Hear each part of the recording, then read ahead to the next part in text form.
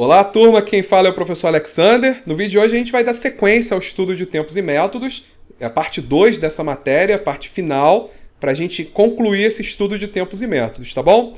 Vamos então para o vídeo. Outra etapa da cronoanálise é a avaliação da velocidade do operador, que consiste no processo em que o cronoanalista compara o ritmo do operador, né, em observação, com o seu próprio conceito de ritmo normal. Então, repara que aquele tempo cronometrado que a gente obteve foi o tempo daquele operador. Diferentes operadores teriam um tempo cronometrado diferente. Aqui, então, o gestor, né, no caso aqui o analista, que está observando esse movimento, que tem conhecimento sobre aquela operação, ele precisa, por isso que essa etapa é um pouco subjetiva, porque ele vai precisar identificar se aquele operador que estava sendo cronometrado, ele estava agindo, né, executando aquela tarefa numa velocidade normal, que ele vai considerar como uma velocidade de 100%. Porque se ele, na verdade, estava mais lento, do que o normal, o que a gente vai ter que fazer? A gente vai ter que multiplicar esse tempo cronometrado por alguma coisa do tipo 0,9, 0,95, de maneira a reduzir esse tempo, porque a gente sabe que, na verdade, ele estava mais lento. Quer dizer que uma pessoa normal faria aquilo mais rápido, entendeu? E por outro lado, né, se ele estivesse fazendo aquela tarefa mais rápido, a gente vai ter que pegar esse tempo que a gente cronometrou, multiplicar por 1,1, 1,2, por algum fator que aumente um pouco esse tempo, porque a gente sabe que, na verdade, ele estava fazendo aquilo mais rápido e normalmente a pessoa levaria um pouquinho mais de tempo, tá?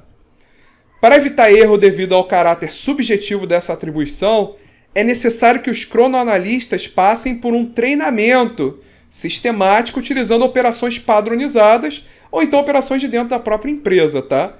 Que seja convencionado o tempo que representa a velocidade normal. Então, é lógico que esse cronoanalista, ou ele vai se valer da sua experiência, ou ele vai passar por alguns treinamentos para que ele consiga ter consciência do que seria um tempo normal. E, né, do que seria uma velocidade normal. Para aí sim ele conseguir atribuir esse fator velocidade no tempo cronometrado para se calcular o tempo normal. A designação da velocidade de um operador pode ser de dois tipos, né? Ou ele está com uma velocidade acima do normal, ou ele está com uma velocidade abaixo do normal. Então o operador que está sendo avaliado pode estar trabalhando acima de uma velocidade normal. Nesse caso, o tempo cronometrado deverá ser ajustado para cima, já que outros operadores não vão conseguir repetir esse desempenho. Quais são os motivos que levam, por exemplo, a um operador estar com uma velocidade acima do normal? Então imagina que a gente está fazendo essa medição no início do expediente, de segunda-feira, em que ele está com assim, as suas energias revigoradas, né? Ele está cheio de fôlego, ele está cheio de gás. Então isso pode... a gente tem que considerar isso nesse cálculo de velocidade, porque se está no início do expediente, ele está com mais energia. E, consequentemente, ele tem a capacidade, né, de fazer aquilo com um desempenho muito maior. O operador tem acabado de ser repreendido por seu superior, né, então ele foi chamado a atenção, e aí ele, por conta disso, ele aumenta a sua velocidade. O operador ele pode estar querendo buscar um prêmio de produtividade, né, está querendo mostrar que ele é mais rápido do que os outros. O operador ele pode ter uma destreza para aquela tarefa que só ele tem, né, então essa decisão sobre quem que vai ser cronometrado, né, quem que vai ser avaliado, tem que se levar em consideração, reconhecer quais são os operadores que têm melhores habilidades em realizar aquela tarefa.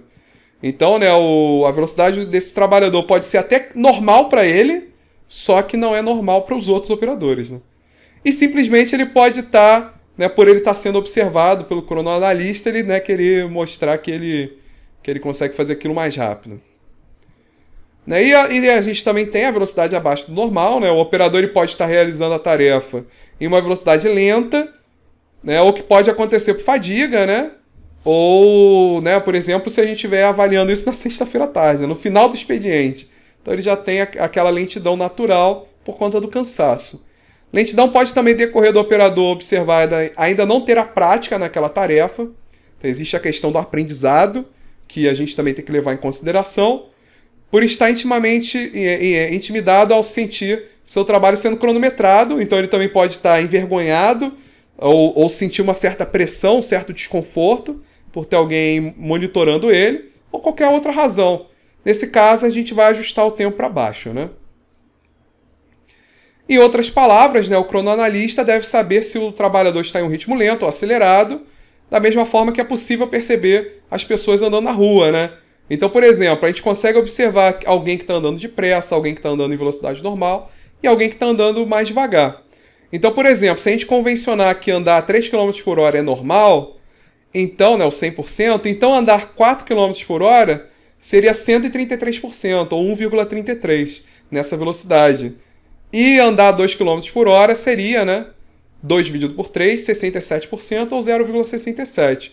Né? O que eu estou fazendo aqui é pegando a velocidade e dividindo pela velocidade normal.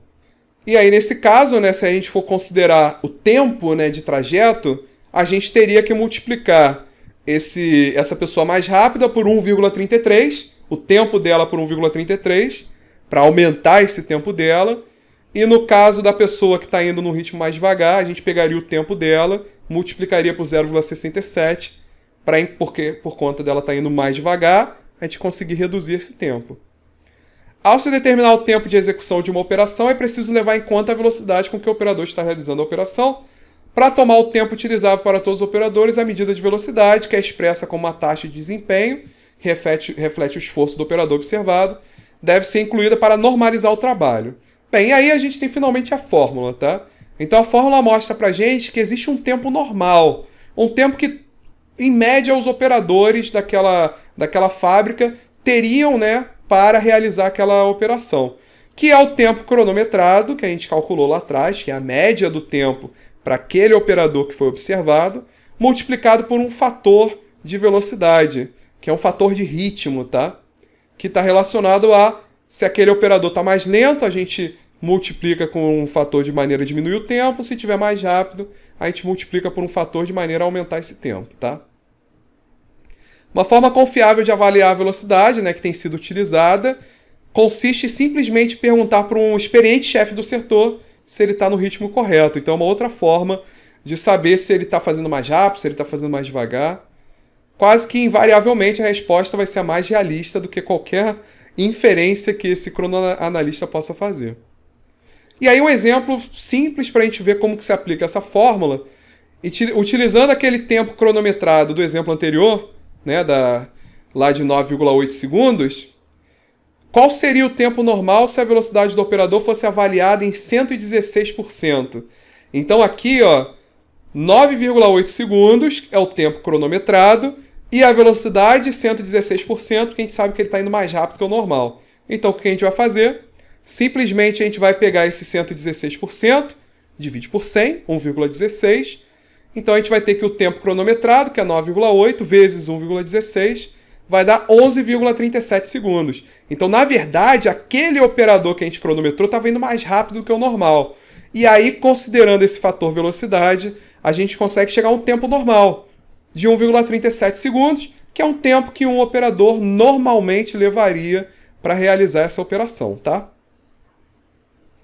Uma vez determinado o tempo normal, que é o tempo cronometrado ajustado à velocidade, né, uma velocidade normal, será preciso levar em consideração que não é possível um operário o dia inteiro trabalhar sem nenhum tipo de interrupção, né, tanto por necessidades pessoais como qualquer motivo que seja alheio à sua vontade.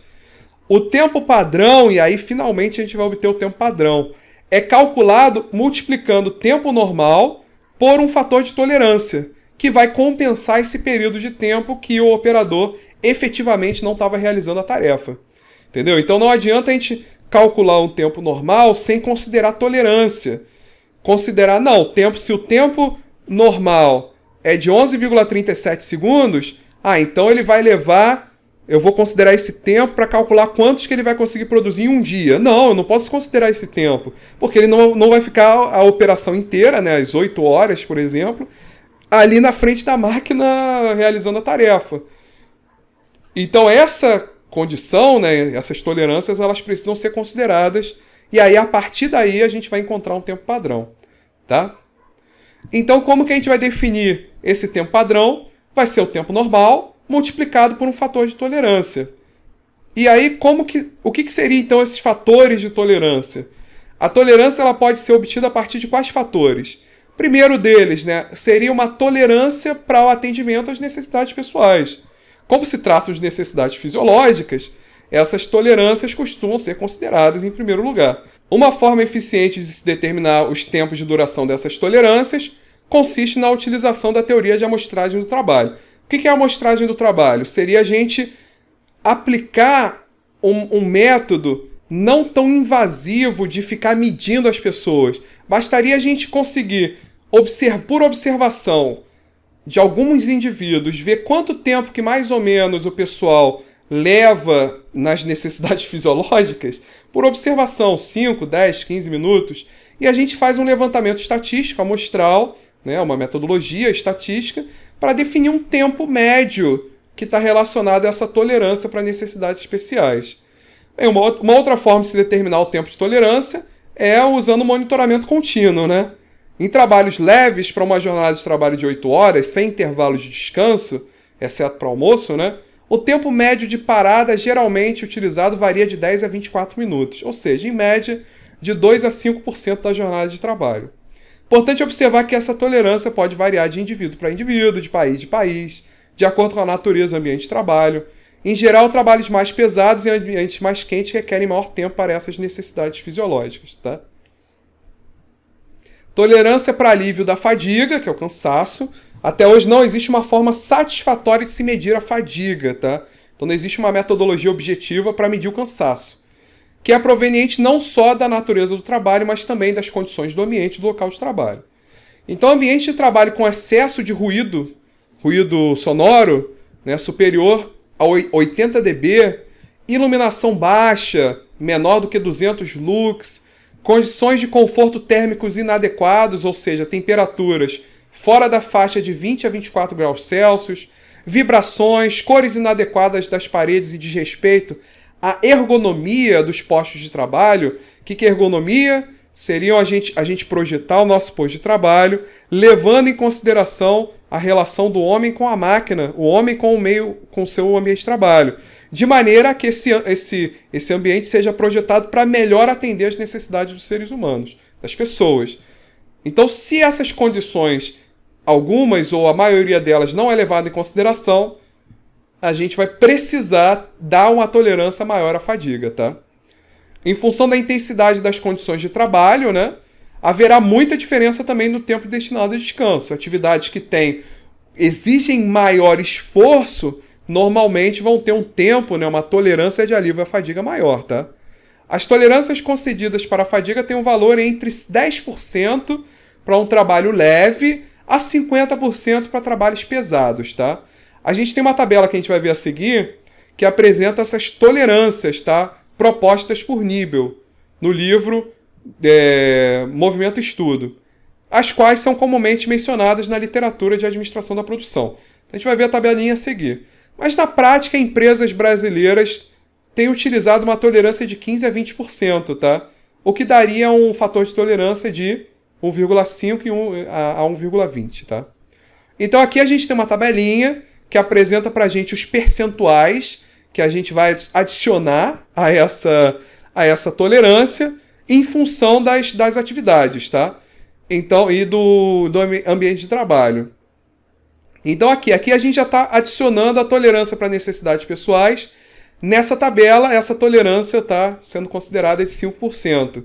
Aí a gente tem tolerâncias básicas de fadiga, que é 4%, e aqui a gente tem tolerâncias variáveis que a gente vai adicionando. Se o trabalhador ficar em pé, se ele estiver numa postura que não é adequada, né? Então, por exemplo, uma postura ligeiramente desajeitada, aí não adiciona nada. Mas se for recurvada, 2%. Se for muito desajeitada, 7%. E o uso de força referente à quantidade de peso, se for até 2,5 kg, não adiciona nada. Mas repara que quanto maior for o peso, né, desse material que ele está manuseando, por exemplo, 30 quilos, aí esse percentual já aumenta para 22%. Então não adianta, né, não tem como a gente considerar que um operador que está carregando 2 quilos vai ter um tempo de relaxamento, né, para se recompor as energias para continuar realizando a operação, não vai ser o mesmo do que o cara que está carregando mais de 30 quilos. Né? Agora, sobre o ambiente de trabalho, a gente tem iluminação. Se ele for abaixo do recomendado, só um pouco abaixo, 0. Mas se for bem abaixo ou muito mal iluminado, a gente vai aumentando. Condições relacionadas ao ambiente, né, a atmosfera, como calor e a umidade, né, também tem uma escala de 0 a 10. E aí, né, em relação à atenção ao trabalho, nível de ruído, monotonia do trabalho, grau de tédio. Então, tudo isso aqui tem nessa tabela para a gente considerar no nosso cálculo do fator de tolerância. E, por fim, a gente tem uma tolerância para espera. Então, além das tolerâncias para as necessidades pessoais e para o alívio de fadiga, existe o tipo de tolerância para situações sobre as quais o trabalhador não tem domínio, né, como são as esperas do trabalho. As esperas elas podem ter vários motivos, por exemplo, necessidade de pequenos ajustes daquela máquina, que ele está trabalhando, então a máquina está sendo ajustada, e naquele momento ele está parado. Isso tem que ser levado em consideração também no fator de tolerância. Interrupções pelo próprio supervisor, que às vezes chama ele, convoca ele para a sala dele para dar algum tipo de informação. Falta de material, então naquele momento ele não tem o que fazer porque não tem material. E aí ele não pode, por conta disso, ser sobrecarregado, né? Se a gente não considera essa tolerância à espera, a gente está considerando que não existe esse problema de falta de material. E aí, consequentemente, vai sujeitar o trabalhador a um tempo padrão menor, né? Que ele faça a tarefa de forma mais rápida. Caso esse tempo não seja incluído, né, o tempo de espera deve ser subtraído da capacidade disponível. Então, uma outra forma, né, a gente tem diferentes autores, né, tem o autor que considera essa tolerância de espera no fator de tolerância, e aí ela passa a estar no tempo padrão daquela operação, ou então você não considera ela agora, mas aí você vai subtrair da capacidade disponível. Então, lá no cálculo da capacidade disponível, você vai ter horas para interrupção, horas para manutenção planejada, horas de interrupções não planejadas. Então você considera no cálculo da capacidade disponível, você vai subtraindo dessas possíveis interrupções, programadas ou não, tá? Tanto as programadas, que são aquelas que você, de fato, você já subtrai da capacidade disponível, mas também aquelas que podem porventura acontecer. Com a experiência, né, e as medidas de controle que você vai fazendo ao longo dos dias, né, e dos meses, você consegue obter uma média para essas interrupções. E aí, com isso, você precisa considerar no seu cálculo. Uma vez que, se a gente calcula uma produção, né, sem considerar paradas que normalmente acontecem, o que vai acontecer é que a gente vai planejar uma certa quantidade que a gente não vai alcançar. E aí a gente está perdendo em confiabilidade, porque o nosso cliente não vai receber o produto dele. A gente vai atrasar a entrega. E aí a gente perde a confiança que o nosso cliente tem na nossa operação.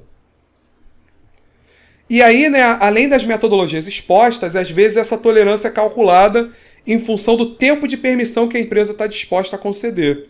Nesse caso, determina-se a porcentagem de tempo concedida em relação ao tempo de trabalho e calcula-se o fator de tolerância por meio da seguinte fórmula.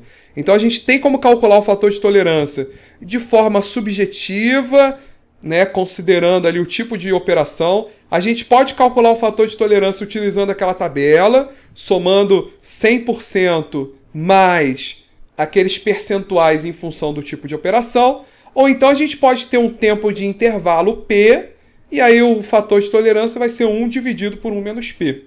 Tá? E aí a gente vai ter esse percentual, né, esse fator de tolerância que a empresa aceita, né, para aquele tipo de operação. Então vamos lá, exemplo 4. Uma operação de furar uma chapa foi cronometrada 10 vezes, obtendo-se um tempo médio por ciclo de 4,5 segundos, que é o nosso tempo médio ou tempo cronometrado. O cronometrista avaliou a velocidade média do operador em 95%, então ele foi um pouco mais lento do que o normal.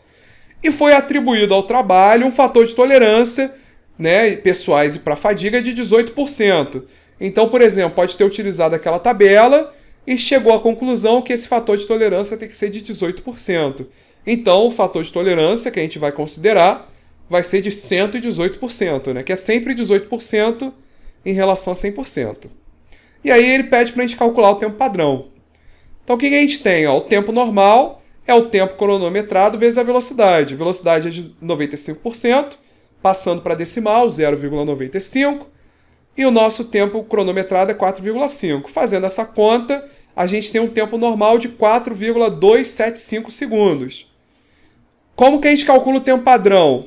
Tempo padrão é o tempo normal vezes o fator de tolerância, que nesse caso é de 18%, ou 0,18, né, se for passar para decimal. Então a gente tem o tempo normal, que é 4,275, que a gente acabou de calcular, e vamos multiplicar isso pelo fator de tolerância, que seria 1,18, que é justamente esses 18% a mais que a gente tolera de tempo em relação ao tempo normal. E com isso a gente encontra aqui um tempo padrão. Essa operação, quando a gente for fazer, por exemplo, medidas de eficiência, de produtividade, balanceamento de linha de produção, a gente vai considerar esse tempo como sendo o tempo daquela operação, tá bom? Isso, lembrando que a gente dividiu em elementos, depois a gente ainda vai ter que fazer uma soma desses elementos para encontrar esse tempo total da operação, porque esse é o tempo padrão para executar aquela tarefa que a gente cronometrou. Então fechamos essa videoaula, nos vemos no próximo vídeo, em que a gente vai estudar sobre os aspectos ergonômicos do posto de trabalho, tá bom? Valeu!